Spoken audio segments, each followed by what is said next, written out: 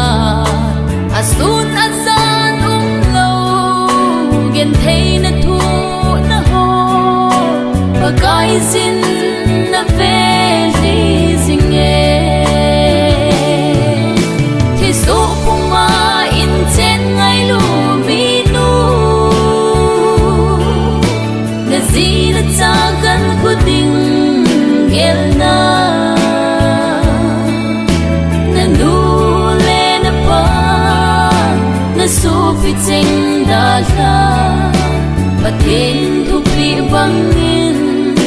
naging nay na gen thei na thulo tay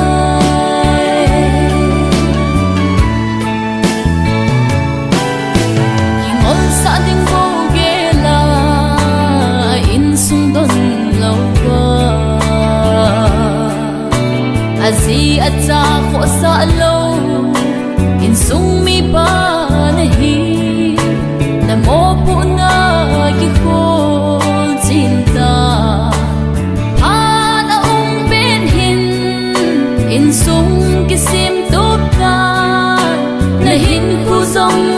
sim tupta thiso puma inchen angailut minu ngazila chagan kuding gelna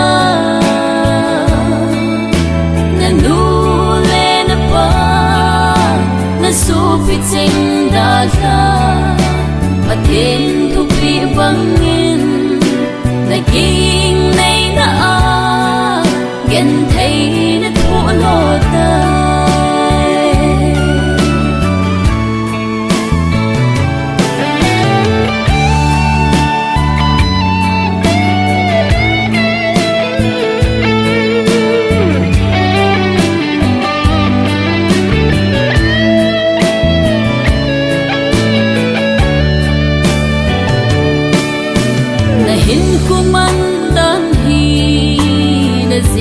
cha ding say do thei lo khom min athu a hain na sit na ho pai tha ding na insungmite ho ka hin nga lal he un kinemin ka nga sing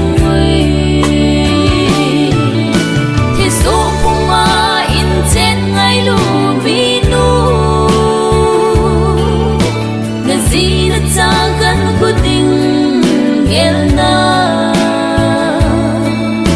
nanu le na pa na su pitching jalla pathen thupi bangin naging nay na gen thei na thulo tay